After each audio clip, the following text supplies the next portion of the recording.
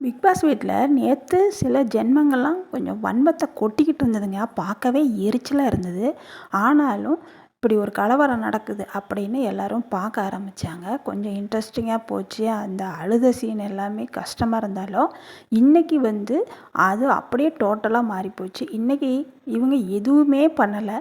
சும்மா போய் கும்பலா சேர்ந்து ஒருத்தர்கிட்ட அந்த அந்த கப்பை பிடுங்குற மேலே மட்டும்தான் இதயத்தை பிடுங்குறத மட்டும்தான் வச்சுக்கிட்டு இருந்தாங்க. அந்த மாதிரி அவங்க பண்ணின மாதிரி ரொம்ப ஓவராக யாருமே பண்ணலை. ஆளுக்கு ஒரு பச்சை மிளகாயை எடுத்து கொடுத்துருந்தா காரத்தில் அந்த அன்சிகா அந்த மிளகாயை சாப்பிட்ட அந்த வெறியில் தான் இன்றைக்கும் அழுதுகிட்டு இருக்கிறாங்க. நேற்று இருந்து இன்ன வரலும் அழுதுகிட்டு இருக்காங்க. அந்த மிளகாய் காரம் தாங்க முடியாது யாராலையுமே.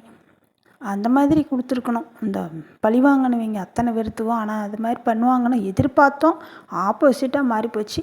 அப்புறம் கடைசியாக பிக் பாஸில் அவர் என்ன சொல்லிட்டார், இது முடிஞ்சே போச்சுன்ட்டார். அப்புறம் ராயனை தான் உள்ளே ஜெயிலில் வைக்கணும்னு சொல்லி எல்லோரும் முடிவு பண்ணி ராயனை உள்ளே தள்ளிப்படுறாங்க ஜெயிலில். அப்புறம் இது அடுத்தது என்ன, நான் ஃப்ரீ நாமினேஷனாமா. அது எல்லாரும் சேர்ந்து யாரை ஒருத்தர் முடிவு பண்ணுங்க அப்படின்னா, அதில் எல்லாம் நல்லா விளையாடினாங்களோ அது யார் தான் அவங்கள தான் முடிவு பண்ணணுமாம்மா. ரொம்ப நல்லா விளையாடினது ஒரு அம்மா. வயசு தான் சின்னது, ஆனால் அத்தனை கொடூர எண்ணம் மனசுக்குள்ளே. பச்சை வரமிளகாயை கொடுத்து மேலே வைக்கிறதும், பேண்ட் எடுத்து அந்த கிழிக்கிறதும், எப்படி மனசாச்சே இல்லாத அந்த பொண்ணு செய்யுதுனே தெரியல. ஆனால் அதை யாரும் எடுத்துக்கல. அது ஓவர் வன்மம்னு விட்டுட்டாங்க. தர்ஷிகாவையும் இவங்க மஞ்சரியும் தான் செலக்ட் பண்ணாங்க. அதன் பிரகாரம் ஓட்டு மஞ்சரிக்கு 5 வந்துச்சு, 6 வந்தது. தர்ஷிகாவுக்கு 5 தான் வந்தது. அதனால் அடுத்த வாரம் ஃபுல்லாக அவங்களுக்கு அந்த நாமினேஷன் கிடையாது, தப்பிச்சிட்டாங்க. இருந்தாலுமே அவங்களுக்கு ஏற்கனவே நல்ல ஓட்டு வங்கி இருக்குது. தன்சிகா இருந்திருக்கலாம். தர்ஷிகாவா அவங்களுக்கு ஓரளவு ஓட்டு கம்மியாக தான் விழுது. அடுத்த வாரம் மாட்டிக்குவாங்களா என்னன்னு தெரியல. ஏன்னா இந்த வாரம் அழுதே சலிச்சிட்டாங்க. போகிறேன்னு வேற சொல்லிகிட்டு இருந்தாங்க. அது மாதிரி அடுத்த வாரம் அவங்க மாட்டிக்குவாங்களா என்னன்னு தெரியல, பார்த்தா தான் தெரியும். அடுத்தது இவங்க இன்னும் என்ன ஒரு ப்ராசஸ் பண்ணிகிட்ருக்காங்கன்னா, அன்பு அதிகமாக செலுத்துகிறவங்க, ஒரு பிரச்சனையில் போய் ஈடுபடாதவங்க, பிரச்சனையை கண்டு ஒதுங்காதவங்க, அதை தீர்வு பண்ணுறவங்க, இந்த மாதிரி பல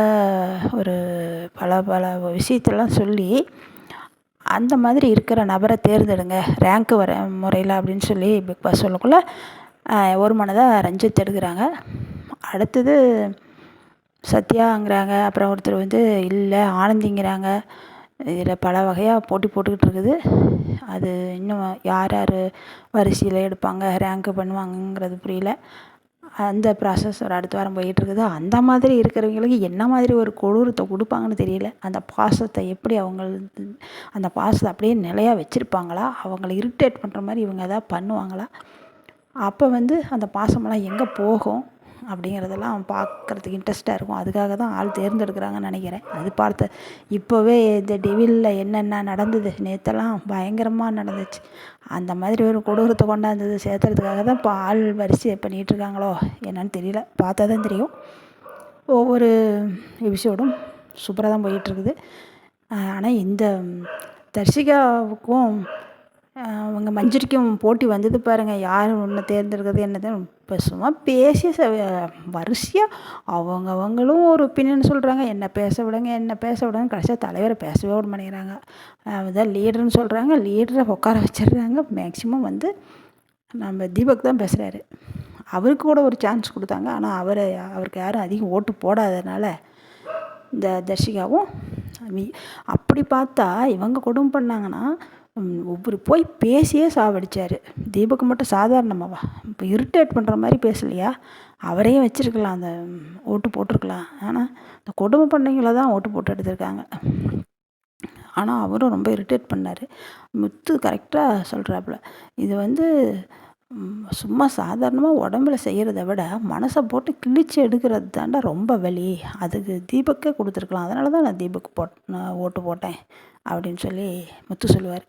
இதெல்லாம் கரெக்டாக தான் பேசுவாப்புல. எதை எடுத்தாலும் முத்து பேசுகிறது ஓரளவுக்கு கரெக்டாக வருது. ஆனந்தி கூட அந்த லிஸ்ட்டில் தான் இருந்தாங்க. இப்போ கொஞ்சம் என்னமோ உள்ளுக்குள்ளே போகிற மாதிரி இருக்குது, அவங்க வெளியில் வரல.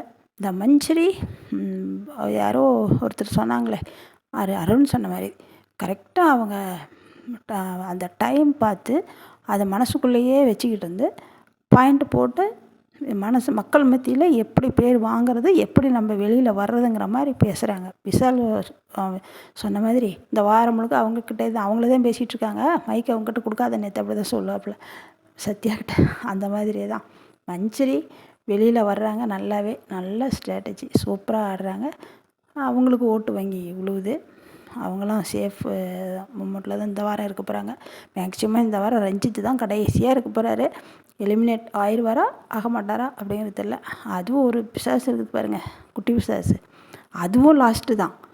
அதுவும் சேஃப் கண்ட்ரோல் கிடையாது. ஆனால் அதை வெளியவே அனுப்புறதில்ல. என்ன காரணம்? அதால் கண்டென்ட் கிடைக்கிது, அதனால தான்.